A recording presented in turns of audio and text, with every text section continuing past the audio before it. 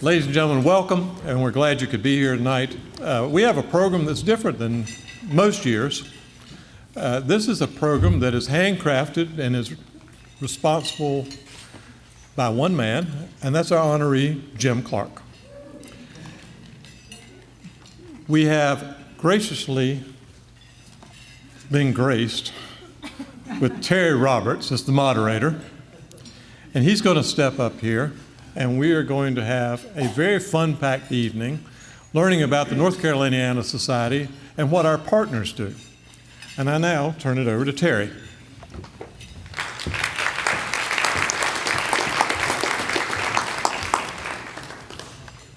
For the next few minutes, a little more than 30 minutes, my job is to get gracefully out of the way, meaning to do very brief introductions of the 8 people you see seated up here. These are our colleagues from the North Carolina Collection, the North Carolina Office of Archives and History, the Carolina Public Humanities, and the Archie K. Davis Fellowship. The reason they're here, and more to say about this later, is that Jim Clark requested that it not be about him. Sound familiar?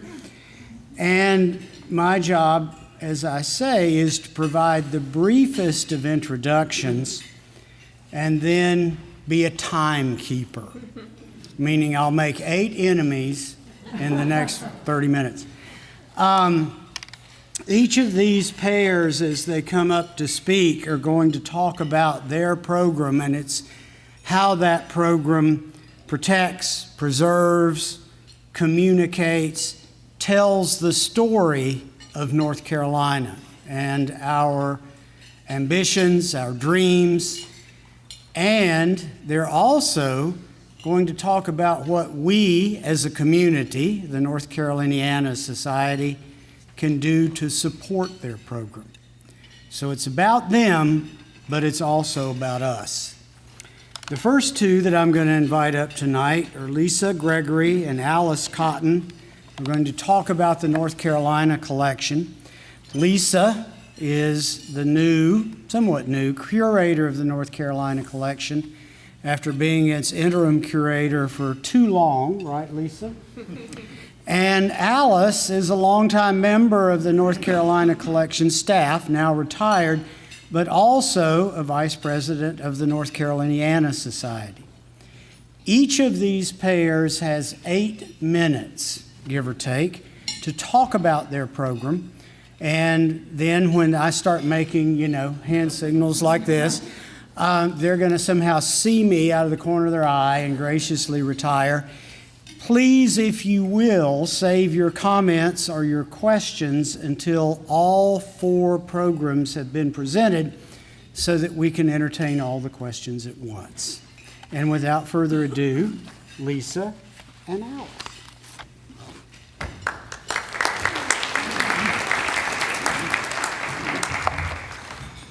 Good evening. My name is Lisa Gregory, and I am a proud Mebonite and the curator of the North Carolina Collection, located in Wilson Library at UNC Chapel Hill. While I have only been in this position full-time since November of last year, I have worked in Wilson Library since 2013, and also as a graduate assistant when I was pursuing my library science degree. During that time, I was situated either within the North Carolina Collection or closely adjacent. I'm passionate about providing access to North Carolina's history and culture. When I think about what it means to work at the North Carolina Collection, I keep coming back to one word: inheritance. North Carolina has given us something extraordinary, a history that is complicated, complex, and deeply human. My job, and the job of everyone at the NCC, is to make sure that inheritance is honored. In case you're not familiar with the North Carolina Collection, let me tell you a little bit about where we came from. The collection is the oldest one of its kind in the state. It was founded in 1844 under the leadership of David Lowry Swain, who was then president of the university. Swain understood something that still holds true today. Preserving and sharing the history of a place is critical for understanding. Today, the North Carolina collection has grown into the largest collection in the nation centered around a single state. We hold books, maps, manuscripts, newspapers, ephemera, photographs that document North Carolina life across centuries. We are home to a photographic archives approaching 4 million items, where images of North Carolina people and places, some dating back to the earliest days of photography, are preserved for future generations. And we have the North Carolina Collection Gallery, a public exhibition space in Wilson Library, where our collections are contextualized for visitors. But preserving the past is only part of our mission. We are equally committed to making that past accessible, not just to scholars and researchers, but to anyone who is curious about the state and its stories. We serve students and faculty at UNC every day, bringing primary sources into instruction and supporting the kind of research that produces new knowledge about our region. We work to broaden access to our collections through digitization, so that a student in Robeson County or a retired teacher in Ashe County can explore our holdings without ever setting foot in Chapel Hill. The North Carolina Digital Heritage Center broadens UNC's impact by bringing the collections of libraries, museums, historical societies across North Carolina into a shared digital space. When we work together, we are all stronger. This is our commitment going forward, to collect, to preserve, and to provide access to North Carolina's histories in all of their complexity and richness for the generations that come after us. Now, I was asked to speak about what members of the society can do for the North Carolina collection, and the answer is quite a lot. The most direct thing you can do is engage with us.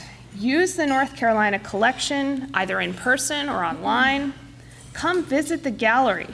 Attend library events. Every time someone walks through our doors or opens one of our books, it demonstrates that this work matters. Tell your friends and neighbors that the North Carolina collection is their collection. Be ambassadors for what we do. But I want to ask something of you that goes a little deeper than that. Please advocate loudly and often for cultural heritage organizations across this state. Libraries, archives, museums, historical societies, alumni associations, historic sites are the places where history is protected and made available to everyone. That work is not guaranteed, and it requires sustained public support and sustained public will. Finally, please advocate for higher education and the values that underlie it, critical thinking, the study of history and the humanities, and the belief that understanding where we come from makes us better equipped for what lies ahead. These values are not luxuries. They are, I would argue, exactly what North Carolina needs most right now. Thank you.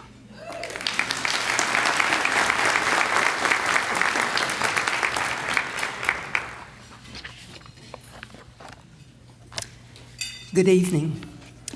I'm Alice Cotton, and I worked in reference in the North Carolina collection from 1973 to 2002. It was my dream job. I'll add just a few comments to what Lisa has said so well.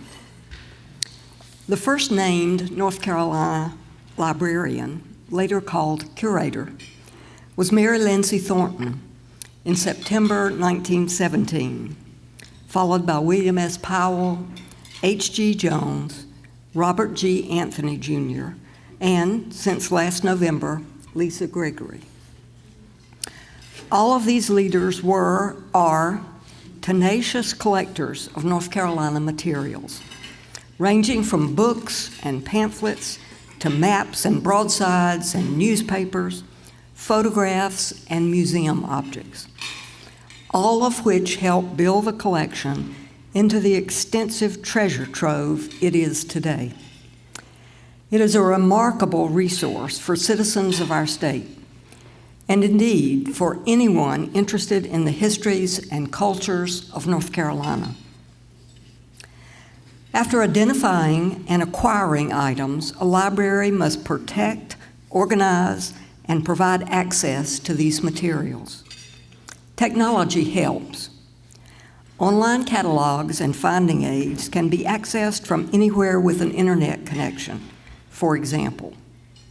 Also, as Lisa said, more and more of these items are being made available digitally, so that those who cannot come to the library in person may have access from wherever they are. Some exhibits may be viewed online, and some are loaned for display in other parts of the state.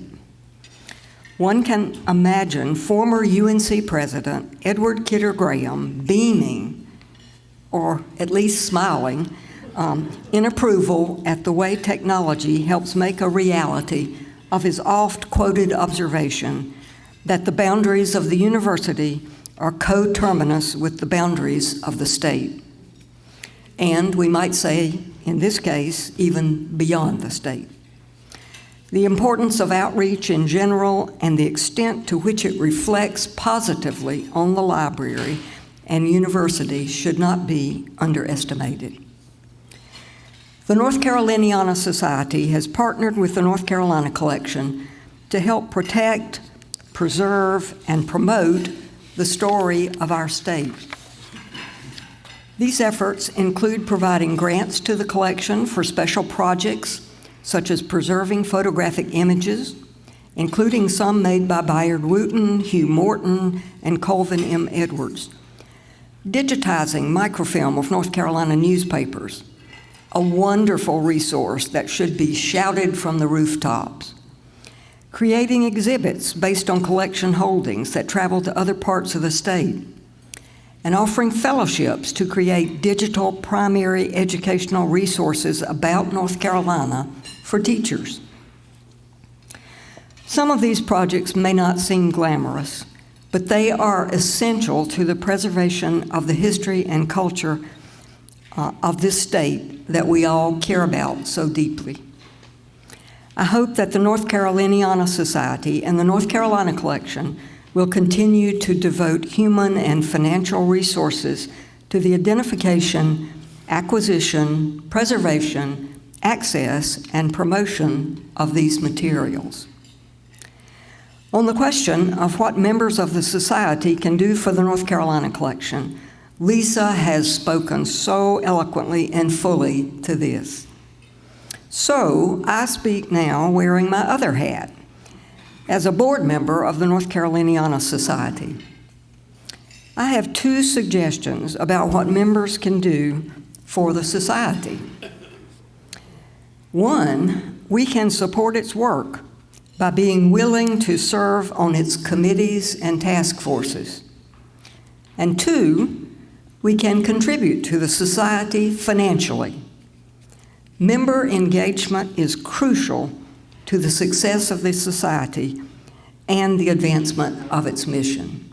Thank you.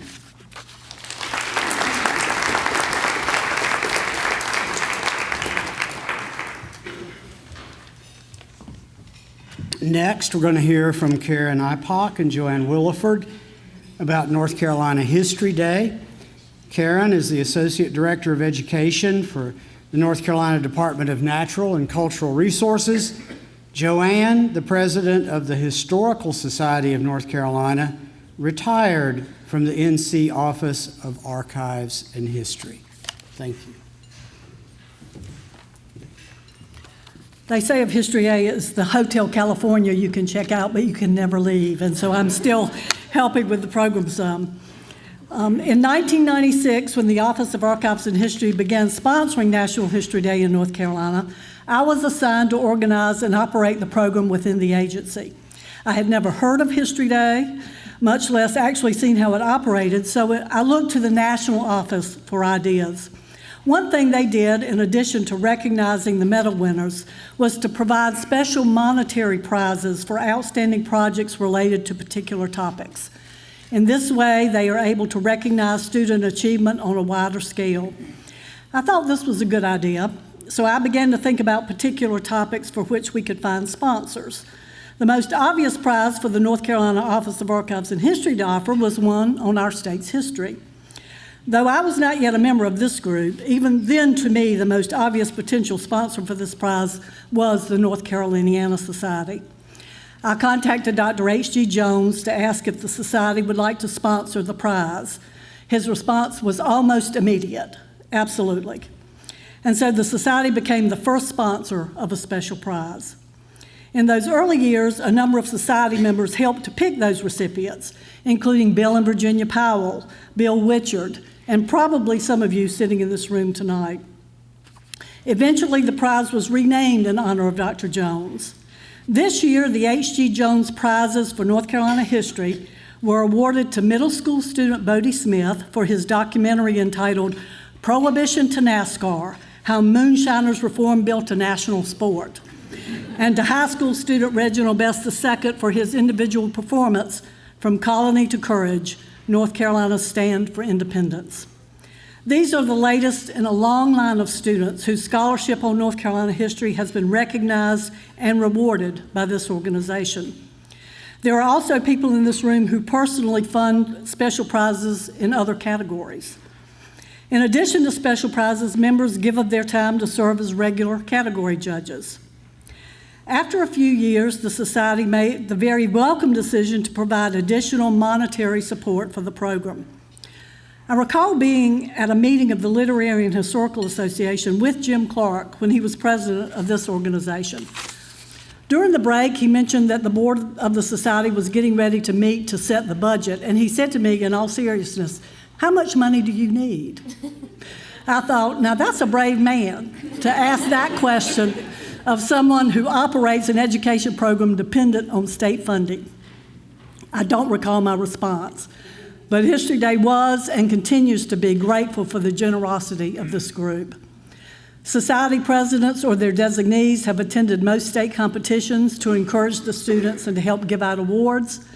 When he was president, Jim Clark not only represented the society at the award ceremony, he often served as a runoff judge. He has read more than his share of National History Day historical papers. I say all of this to make the point that the Society has supported National History Day in many ways since 1996, and all of those opportunities still exist. In addition, members are encouraged to be ambassadors for National History Day, talking to students and teachers you know about this program that not only promotes the teaching and learning of history, but also champions critical thinking. Those skills have never been needed more than they are now. Thank you for all you have done and all you will continue to do.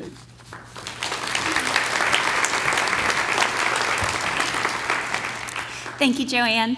My name's Karen Ipak, and Joanne, under her mentorship, has led me to the role that I am right now, the current state coordinator for National History Day here in North Carolina. And tonight, I'd like to share a story that I think shows the impact of North Carolina History Day and the determination in one sixth grader. Last summer, I received an email from a mother and daughter who had just moved to North Carolina from China. They were both learning English and adjusting to a new place. The daughter, Annette, a sixth grader, had just learned about History Day and was ready to get started. Annette chose to investigate the American Revolution in North Carolina to connect to this year's theme, Revolution, Reaction, and Reform in History. She broke through language barriers with the primary sources, asked tough questions, and challenged herself at each step, to the point that she probably picked the toughest categories she could do, documentary filmmaking. This category not only requires careful research and historical analysis that History Day projects all rely on, but also English narration. By the time March rolled around, Annette was ready, and she attended her first regional competition and presented her documentary to the judges. She didn't leave there with a ribbon, but when I got home, she had already emailed me about a list of topics that she wanted to investigate for next year. Even though she For me, Annette's story answers the question you asked us to think about tonight. How will our program protect, preserve, and tell the story of the remarkable state we've inherited? And we'll do it one student and one teacher at a time. We'll continue to support educators with professional development on how to engage students with primary sources. When teachers feel empowered to use these materials in their classrooms, students learn not just to study history, but how to truly investigate it. We'll continue to create resources like our annual North Carolina topic list to help students discover the wide range of stories held in our state's archives and local historic sites. And most importantly, we'll continue to support the students at every stage.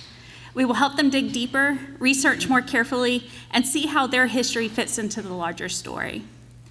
Each year, we ask our students at the state competition what they learned, and their answers remind us that students not only learn history, but the key skills to become more engaged citizens. One student shared with us this year, "I learned the importance of persistence and how constructive criticism helped me improve my project and my work ethic." Another said, "Participating in History Day taught me how to think more critically about the historical events and how they connect to the present." And my personal favorite, from a middle schooler who had just discovered the history of Battle of Hayes Pond, "I learned the importance of learning about local events that people may consider small, but they have a big impact." In these student responses, in Annette and the hundreds of students and teachers we work with each year, I see the future of how North Carolina history will be preserved and shared. Not just through the museums and archives that we of course treasure, but through the curiosity, scholarship, and creativity of students who are taught to see themselves as historian and as a part of the story. Your support to this program, whether it's your time judging or your funding, makes this all possible.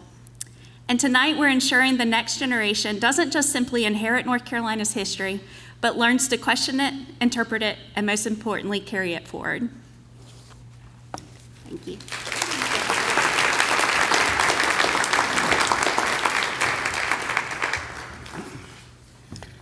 And next, I'd like to introduce two representatives of a program that's near and dear to my heart because it has to do with teachers. Anybody in here have a teacher they loved? Can we get an amen on teachers we love?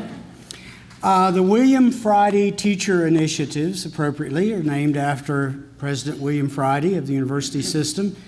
Here tonight to tell us about that project and the support of the North Carolina Society is Lloyd Kramer, formerly the Director of Carolina Public Humanities and Professor Emeritus in the Department of History at UNC, and Christy Norris, Director of Education, Office of K-12 Education and Outreach, North Carolina Department of Natural and Cultural Resources. Thank you, Terry, and thanks to all of you for being here. I want to say a few things about Jim Clark, even though we're not supposed to talk about him, but I'm a historian, and hey, this is a historic figure. So the values, talents, and vision of Jim Clark made him the perfect liaison for the partnership between the North Carolina Society and Carolina K-12, which developed when Jim was the president of the society. I first met Jim around 2015, shortly after he had become the president of the society and I had become the director of Carolina Public Humanities, which includes the Carolina K-12 program, which specifically serves teachers throughout the state with professional development workshops, curriculum materials, and special seminars to enhance public education.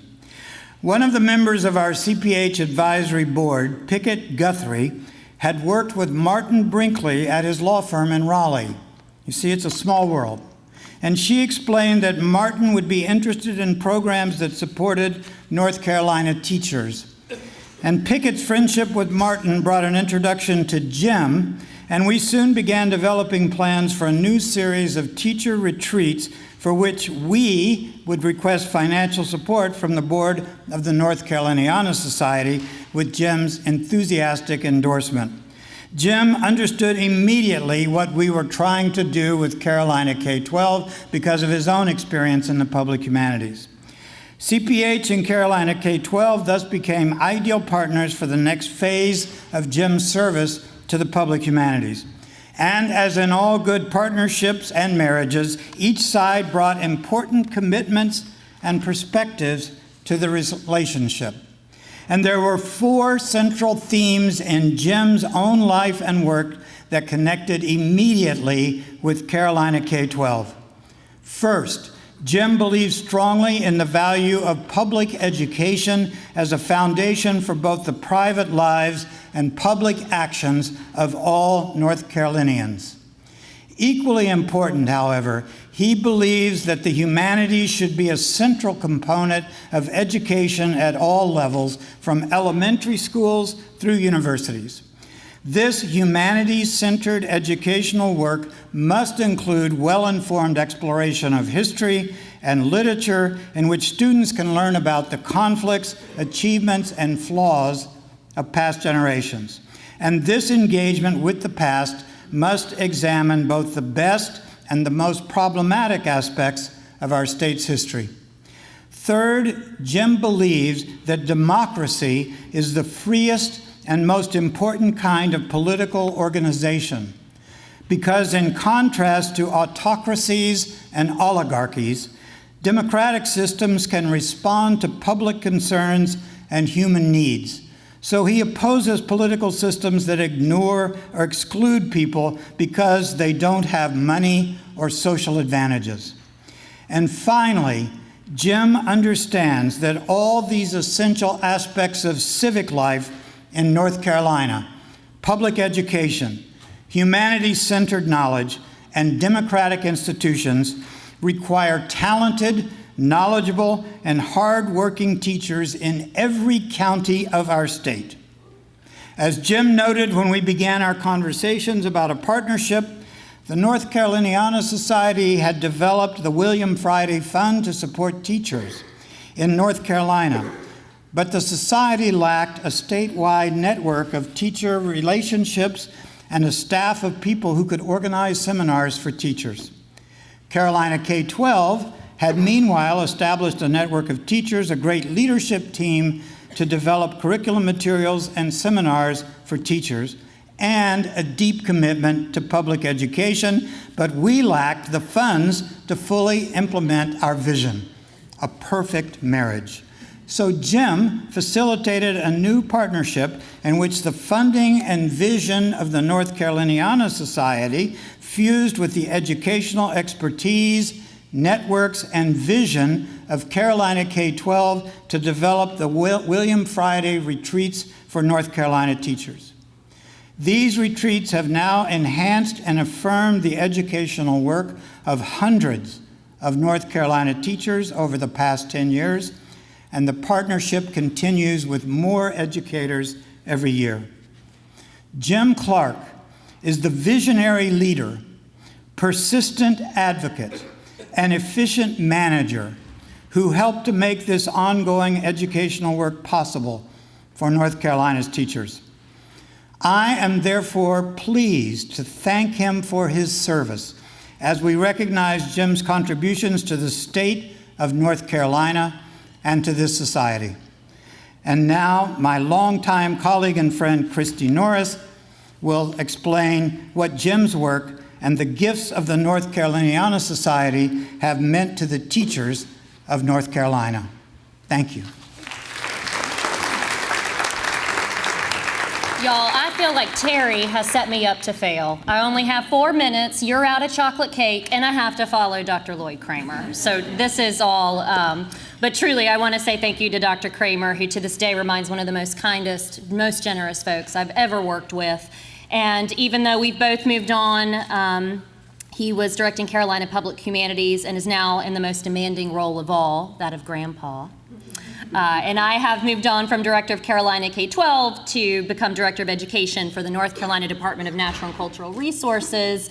We are both here tonight for the same reason, which is we got to see this incredible partnership born between the North Caroliniana Society under the leadership of Dr. Jim Clark and Carolina K-12. And I still to this day consider the William Friday retreat some of the most impactful and meaningful work I've ever engaged in. And so I want to center my 4 minutes of remarks on that word. Three. Come on now, don't start. On that word, that essential word of impact. And so here you all find yourself, the society, at 50 years, reflecting, as your most esteemed president, Bland Simpson, said on your call, to protect, to preserve, and to tell the stories of this most remarkable state. And what I want to say to you is this, and I might be biased, but your most powerful and enduring way to fulfill that mission is through public education. Through North Carolina History Day, which my brilliant colleagues just spoke about, and through the William Friday Teacher Retreats, which have touched educators in every region of this state. And let me just say, if you have not had the pleasure of witnessing a retreat, the teachers are not just learning history. They experience the story of North Carolina woven in their minds and hearts over 3 days in some of the most beautiful and unique places across this state. The retreats explore North Carolina's people, its history, its heritage, its rich cultures. Teachers hear from some of our most brilliant scholars, many of whom are in this room with us tonight. They get to experience authors and performers, whether discovering how our dialects or foodways or music or North Carolina literature and landscapes preserve the echoes of centuries of brilliance in this state, whether exploring Cape Lookout or exploring the beautiful mountains of North Carolina. Teachers gain this and in turn sow these seeds of knowledge and inspiration in counties all across this state. To this date, 421 teachers from 90 counties have been served in just 12 William Friday teacher retreats. Another additional treaters are planned this summer in Asheville, which will serve an additional 50 teachers. And collectively, these teachers reach approximately 60,000 North Carolina students every single year. And to be clear, these retreats are about so much more than just what they say are some of the best lectures they've ever participated in. Something really extraordinary happens in these retreats. Teachers walk away standing taller. They feel seen, they feel valued, they feel renewed. And let me tell you, as a former middle school teacher myself, that type of genuine respect that you all are providing is sadly rare, but it is transformative, and it has never been more important than it is today. Just one teacher, Michelle Bostian from Page High School, Guilford County. Any Guilford County folks in the house? Thank you. She wrote in her November 2019 evaluation, I want you to think about what was getting ready to happen after November 2019. My heart cannot express enough the gratitude I feel for the North Caroliniana Society. This retreat was unlike any professional development I've ever attended. We were treated like professionals. Every speaker poured a love of North Carolina right into us.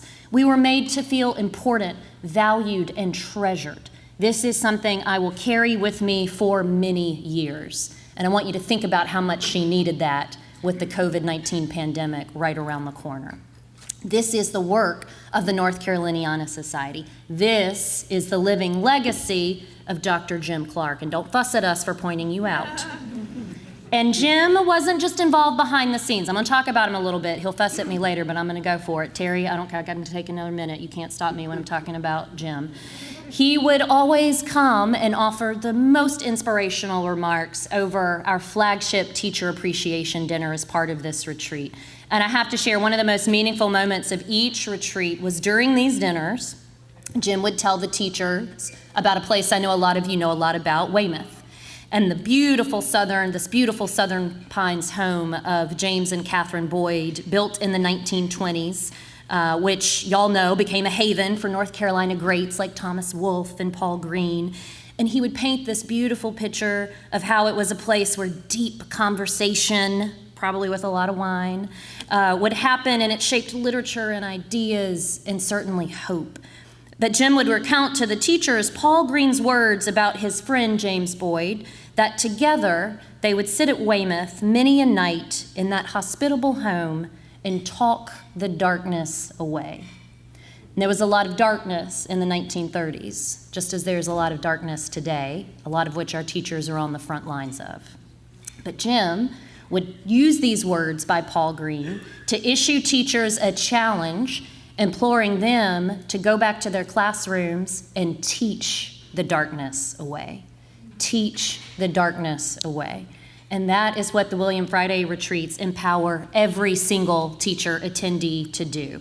That is why your investment is not just important, I would say it is essential to preserving and protecting this state, because every teacher you lift up becomes a guardian of North Carolina's story. Every student that they reach becomes a bearer of our shared heritage, and every classroom becomes a place where light and truth and curiosity push back against that darkness.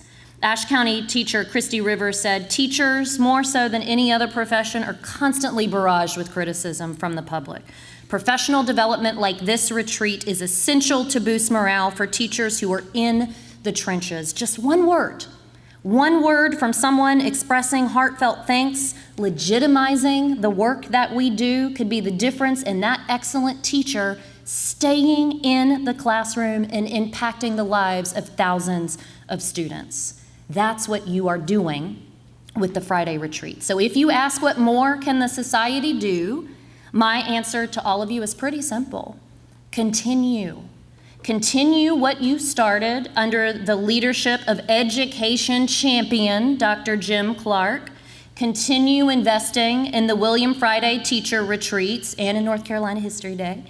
And continue giving teachers the knowledge, the community, the dignity that they need to teach this state's history with accuracy and with heart. There is no better way to fulfill your mission, and there is no better way to pay tribute to the amazing public education champion, Dr. Jim Clark. Thank you.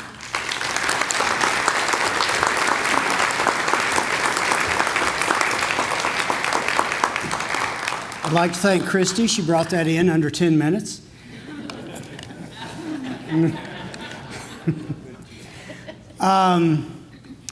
By now, you've begun, I hope, to see that what we do collectively via the North Caroliniana Society matters supremely to the state. And in this day and age, as each group has said, it's never been more important than it is now. I'd like to invite to the podium the last group that's going to speak tonight on our panel. This is the Archie K. Davis Fellowship. The Society offers, on a competitive basis, the Davis Fellowships to assist scholars in gaining access to resources contributing to knowledge of the state's past. To talk about the fellowship, we have Jason Tomberlin, Head of Research and Instructional Services for Special Collections, UNC Libraries, as well as Chair and Facilitator for the fellowship, and Brandon Winford, a current Archie K. Davis Fellow. Thank you.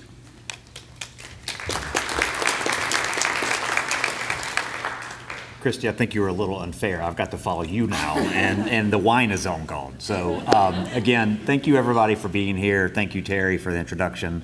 My main job in participating in this is to get out of the way here in a few seconds and let you hear from Dr. Winford.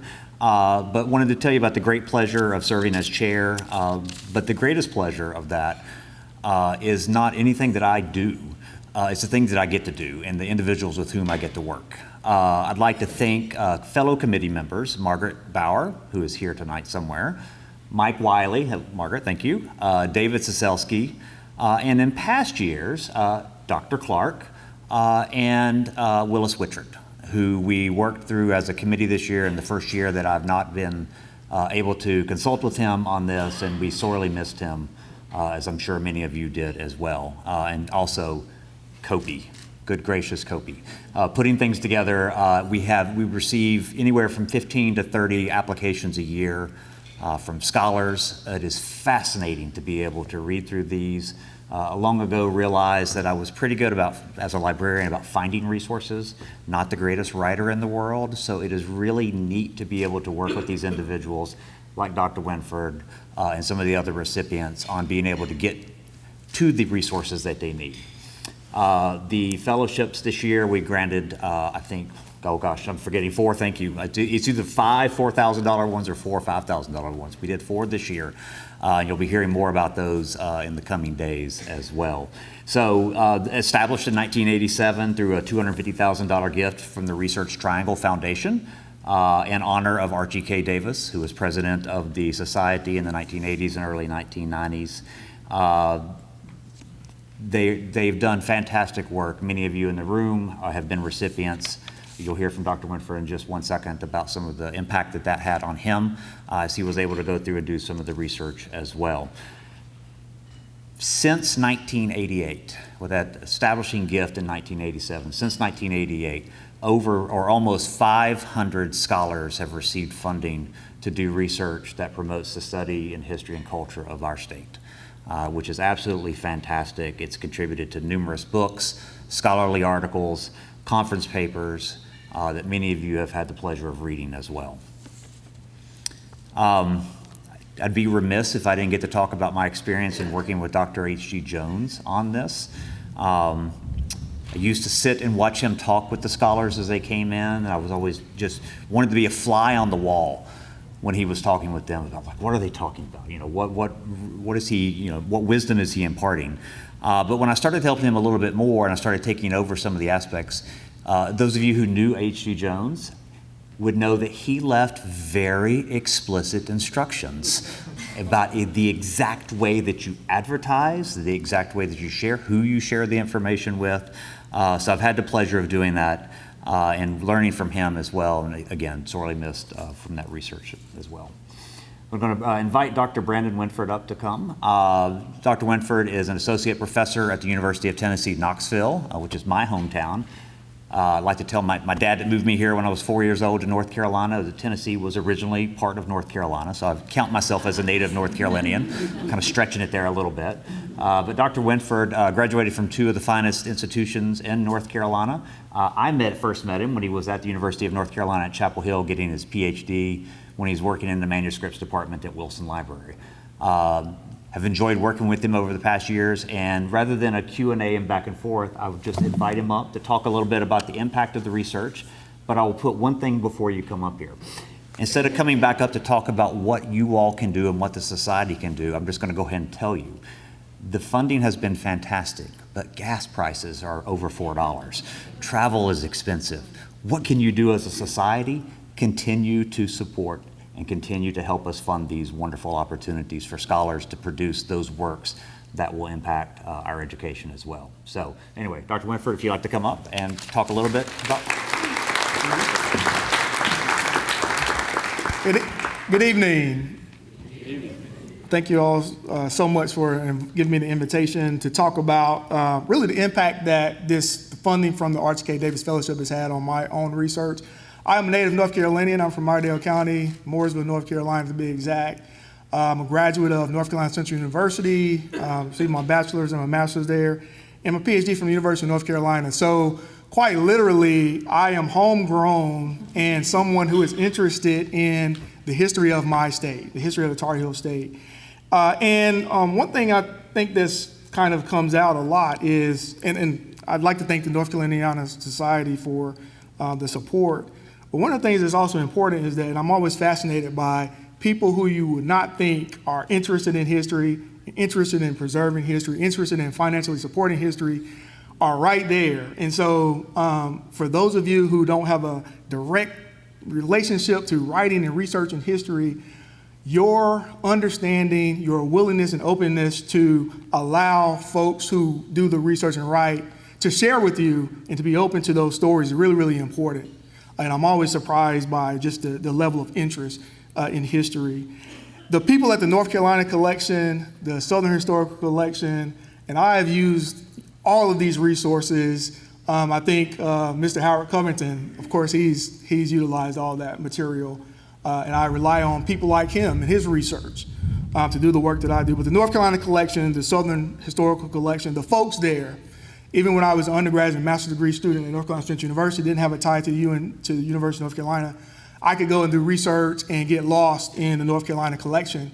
And I think more than ever, it's important for us to understand that in these archives are quite literally the story of how our democracy, and the stories of how the people in this state, political leaders, people on the local level, have been forced by circumstances in many ways to come together to really sort of figure out our way through it, to figure out our way through the present and the future. And if anything, I think that's what's important about the preservation of these materials, the financial support of people like me who are historians, who go into these materials, and we try to make sense of how our institutions have been saved, how our institutions have been preserved. With this research fellowship, I had proposed this really ambitious book on the history of the Southern Regional Council, its predecessor to the Commission on Interracial Cooperation. And I was working on my first book, and so I got a little ahead of myself. So I ended up using the funds to come back and do follow-up research. And I did that research in the George Watts Hill Senior papers, the namesake for this building. And I wanted to understand the relationship. I was working on a chapter in my book on John Hervey Wheeler, Black Bank and Economic Struggle for Civil Rights, working on a chapter called Urban Renewal and the Prospects of a Free and Open Society. And in that chapter, I really wanted to understand the relationship between the Urban Renewal Project that was happening in Durham and the Research Triangle Park. And in many ways, we don't think that there is this direct correlation, but there is because when we have urban renewal, that the Durham Freeway, 147 that we all drive down, cuts through the middle of what was the Black Business District, Hayti, and the residential section in Durham. And one of the things that I wanted to connect was that around the same time in the late 1950s when urban renewal is being proposed, you also have the emergence of the Research Triangle Committee, right? You have Howard Odom who comes with this idea, Romeo Guest. Then you have people like Robert Haynes and Archie K. Davis, right, who are at the forefront in bringing this idea together. But at that same time, you have the Research Triangle Park in motion.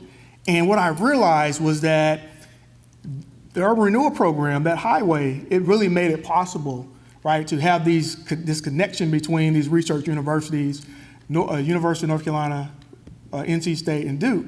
And what I write about in the book is that there's this other university that's right there, North Carolina State University, doesn't really get to take part in all of the developments. Nevertheless, African Americans are being displaced at that very time to make room for many of these newcomers that are coming to Southern Durham. And I also note that around the same time, you have the Committee of 100 in Durham that is also coming together around the same time. Those political leaders in Durham are figuring out how to attract industry to Southern Durham at this particular time. And so I wanted to really sort of make that connection. And this material on the George Watts Hill papers helped me really sort of understand the behind the scenes conversations that had to take place between leaders who you might think are not really sort of interested or invested in the future of the state in the ways that they become. John Wheeler, African-American bank president, civil rights lawyer, he is in these rooms in ways that most African-Americans are not. And in these correspondence, in these materials, he is quite literally in a back and forth conversation and convincing what might be described as these white moderates that they had to be a little bit more aggressive. They had to take a few more chances in bringing the country to a place of equality and democracy. And he's holding their feet to the fire. And I think it's important for us to hold people's feet to the fire when we talk about our ideals of American democracy. They're not just things that are abstract and out there. They actually mean something. These people that we read about and write about and we get to research about as historians, they're people who took those ideals seriously, even if they hadn't come around to making those changes. They eventually come around and they uphold our ideals, our institutions, educational, economic institutions, and were responsible for making our society what it came to be. And so in this rich materials in these collections, I get to go in and learn about those stories and make sense of those stories. And I get to see how people come together from so many different backgrounds and forced by circumstances to make something better out of the circumstances. And so I just want to leave it right there. But it's so important that you continue to support this kind of work, to financially support historians. Historians, we don't get a lot of money, right? The scientists get a lot of money, but I don't need a couple $1,000s to come do research and spend all day in the archives, and I get to come out and write these stories that are so fascinating. So I'll leave it there. Thank you all again so much for having me.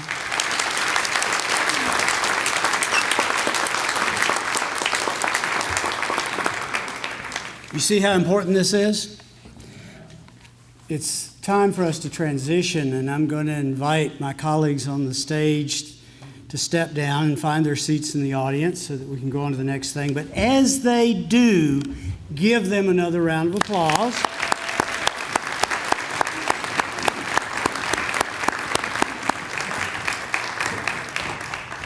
And when they sit down at your table, make sure you tell them thank you.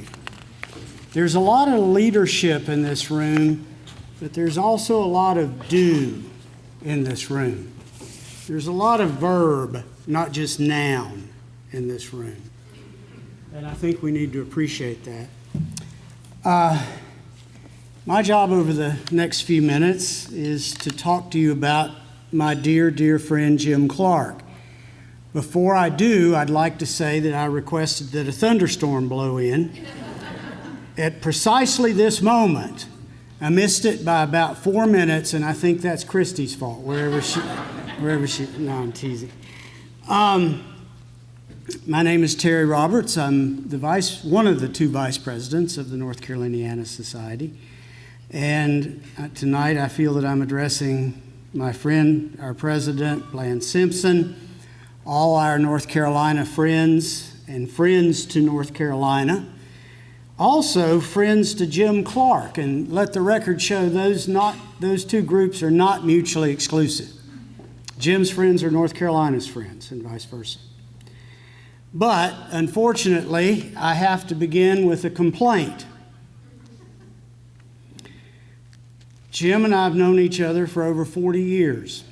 So that initially I welcomed the idea of leading our celebration of his life and work this evening. But as soon as I began to outline my remarks, I realized I had a problem.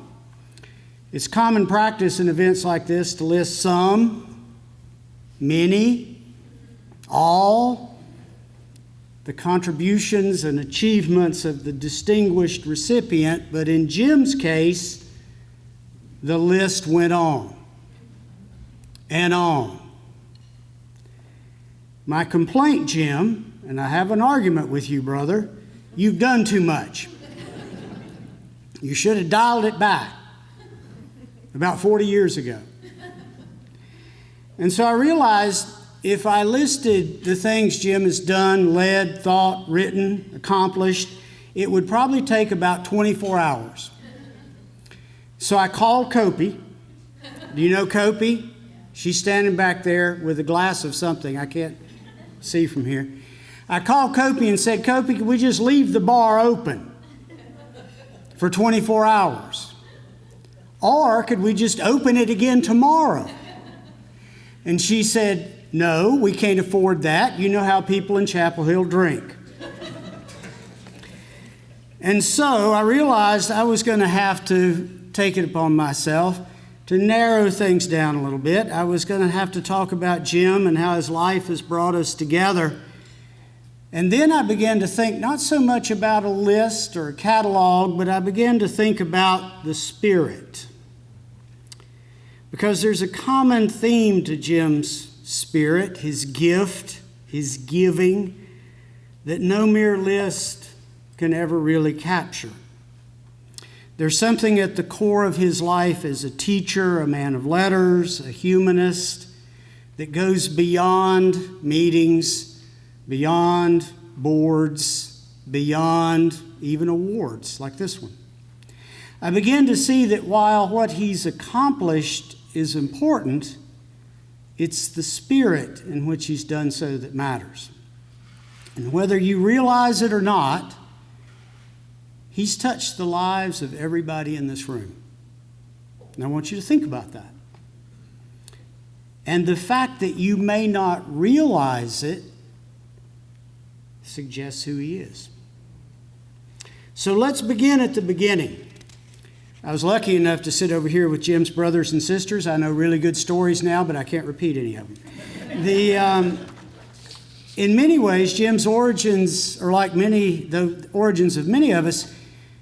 In North Carolina is a largely rural, southern state. At his 2018 induction into the North Carolina Literary Hall of Fame, he described growing up as one of 7 children in Warren County. In particular, he recalled Mr. Eugene Sadler. Any of y'all, they're nodding over here, who clerked for his family in Clark's store on US 158 in Vaughn. "You don't want anything else, do you?"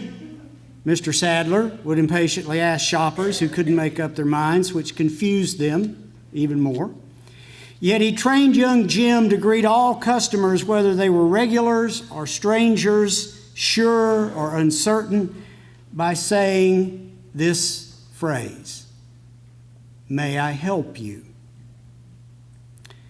Jim went on to say in that same address that in retrospect, that experience was the most useful lesson I ever received in conducting myself in public.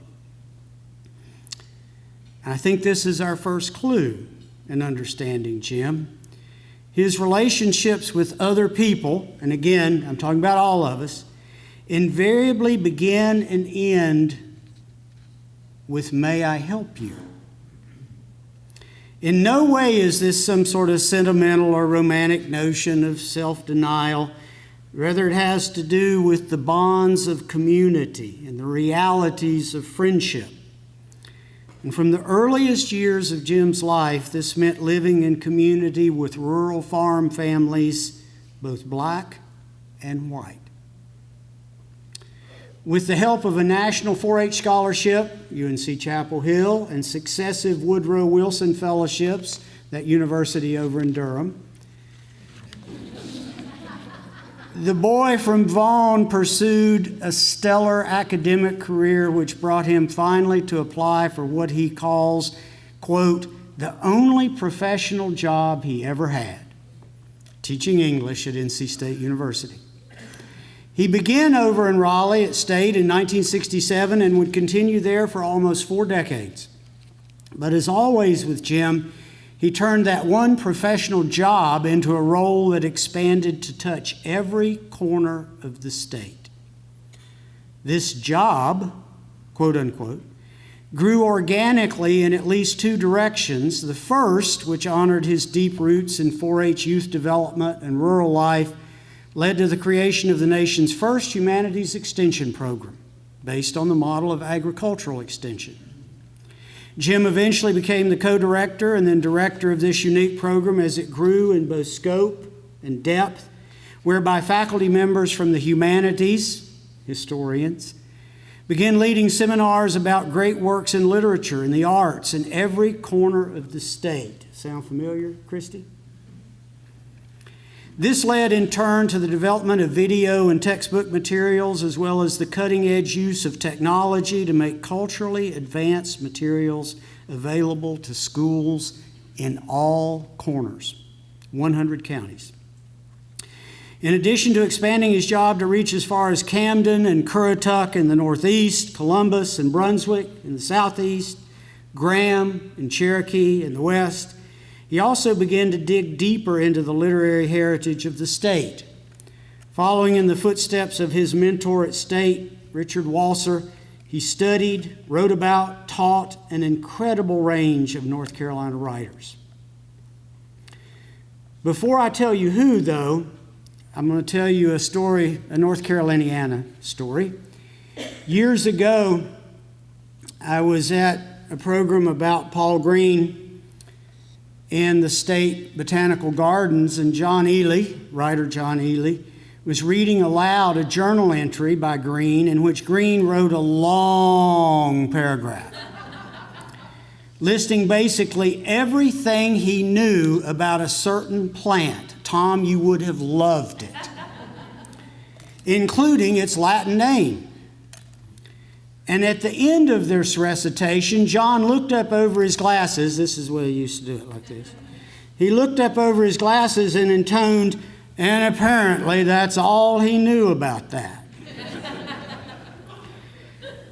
So in Jim's case, he followed Walser's lead into the vastness of North Carolina's literary achievement, beginning, of course, with our friend Thomas Wolfe, and progressing into the work of Paul Green, Guy Owen, English Fletcher, Doris Betts, George Moses Horton, John Ely, Fred Chappell, Sam Reagan, Reynolds Price, Lee Smith, Charles Chestnut, Wilma Dykeman. Keep going. Breathe. Apparently, that's all he knows about that. So this work led in turn to Humanities Extension producing public television programs about these and other writers in a series entitled Talk About Writing. Remember his address from earlier today, Write When You're Ready. And trust me when I say that those interviews are profoundly interesting to this day and serve to introduce our astonishing literary talent to the world. When you regard Jim's work during these years, another pattern begins to emerge. Not only was he engaged in countless organizations that supported literature, history, and the arts, he almost always, in a quiet and unassuming way, became a leader in those organizations. Just a few examples. President of the Thomas Wolfe Society, president of the Paul Green Foundation and the North Carolina Literacy and Historical Association, leader in the creation of the North Carolina Literary Hall of Fame. The list goes on and on. You see a pattern? Director, president, chair. If Jim was involved in something, even up to this day, he almost inevitably assumed the role that asks the most of an individual with the least rewards. That includes 10 years as president of the North Caroliniana Society. In recognition of these and the many other roles he played, he was awarded the 1999 Alexander Quarles Holiday Medal of Excellence from NC State, the 2012 William C. Friday Award for Distinguished Service in Retirement. Parenthetically, I think that's a joke because I don't think Bill Friday or Jim Clark ever retired. John Tyler Caldwell Award from the North Carolina Humanities Council 2020, the Distinguished Alumni Award from the University of North Carolina, where we're meeting this evening. But enough, there's more. This is not all I know about that. But all of this doesn't tell us who Jim Clark is unless we look further in, unless we examine not what, but how. Because of my former day job as the director of the National Paideia Center, I had the pleasure of working closely with Bill Friday for a number of years. When we were in the thick of something especially challenging, Bill loved to say, and I'm sure a number of you have heard him say this, we can fix this as long as nobody cares who gets the credit. Does that sound like Bill? Every time I pause to remember that the maxim of the North Caroliniana Society is substance, not show, I can hear Bill's voice. We can fix this as long as we don't care who gets the credit. The most important thing you should know about Jim Clark is that over time, he has done monumental work in a quiet and unassuming way that deflects credit to others without drawing attention to himself. He's never the loudest voice in the room. Rather, his is the voice of patience and reason. He goes about the work without fanfare or press release, certainly not a press release with his name in it. You just witnessed on this stage a perfect example of this. He was the one that asked that instead of focusing on him, we focus on the work tonight. Sound familiar? And so I think we need to pause. Earlier he said he was the cultural geographer of North Carolina. I think I got that right, Jim. I have a different title. I think he is the secret agent for culture in the state of North Carolina. If things are going well, he's been there, and he's already gone. Two more things before we invite him to the stage. The first one is easy enough. I'm sorry to have to report that despite everything I've said, the man is not a saint. He has truly a wicked sense of humor. So wicked that I couldn't think of a single example that I could share in this august assembly. I would bring one up, I'd tell Lynn, my wife, I'd say, what if I tell this? And she said, you can't say that.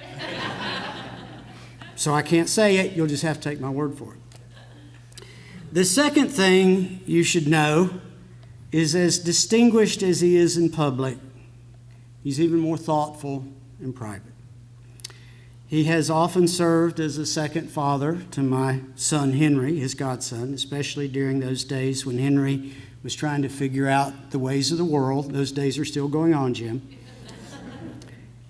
And then I'll also say on September 27th, 2024, my wife Lynn and I saw the world come crashing down when a tornado generated by Hurricane Helene swept down the mountainside about 100 feet from our house north of Asheville and destroyed the woods. Not a tree, the woods. After several days, we were able to cut our way out far enough so that we could join a neighbor at his home on top of Baird Mountain where we live. And for the first time in days, we had cell service because if you're not from Western North Carolina, you didn't realize all the cell towers were destroyed in the first day. And we were calling out to tell our children we were alive, right? It's always a good thing to do because they didn't know. And while we were doing that, my phone rang. And first call in from the outside world. Who do you think it was? Jim Clark. He was calling to see if we were alive and to see what we needed. I can hear Mr. Eugene Sadler in that phone call. May I help you? This then is a man who gives. For over 50 years, he's asked us that same question. May I help you? And I mean you, individually, all of you in this room. And I say that to every corner of the room. Those of you who, the better you know him, the more you know how true this is. This is a man who gives because he cares. Dr. James W. Clark, Jr. Come on.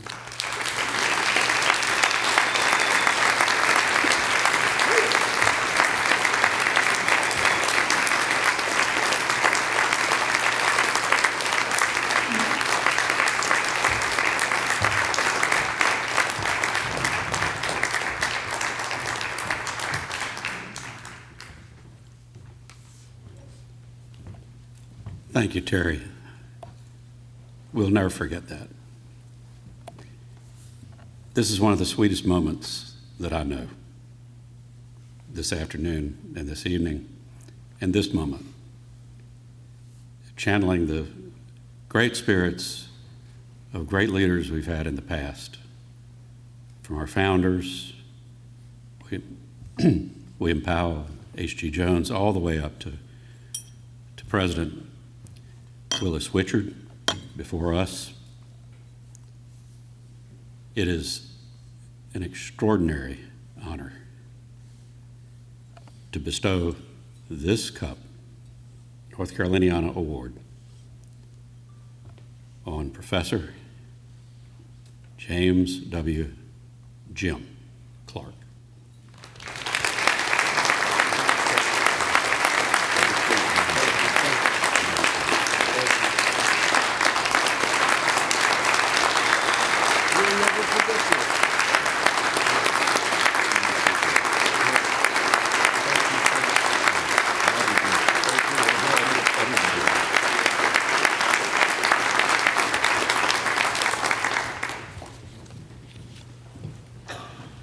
Thank you, Terry.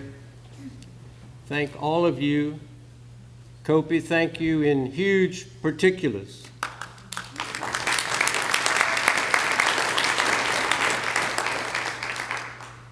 I'm delighted to see all of you and hope to see you again soon. H.G. Jones, of whom we've spoken lovingly tonight, always wanted people our age to be home by 8:30. We may not make it, but we got some rain along the way, I believe. I have just one thought that these times keeps on rolling back in front of my mind, my heart. And it is that, I heard it on television again this week, democracy is not a spectator sport.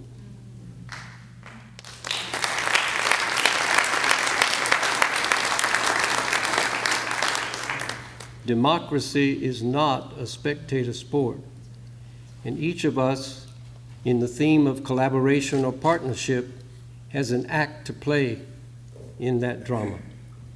I love you, and I hope you'll have a safe journey home, and will continue to think of this society as one of the linchpins in our culture. Have a good evening.